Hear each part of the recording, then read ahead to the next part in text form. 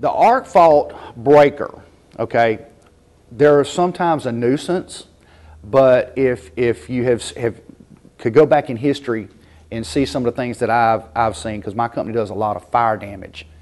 Here's what happens. There's a receptacle in a bedroom, okay? Mom plugs in a wall light or an alarm clock. She shoves the bed up against the wall.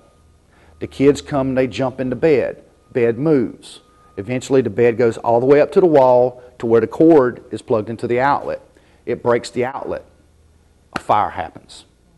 These new breakers are designed so that that won't happen.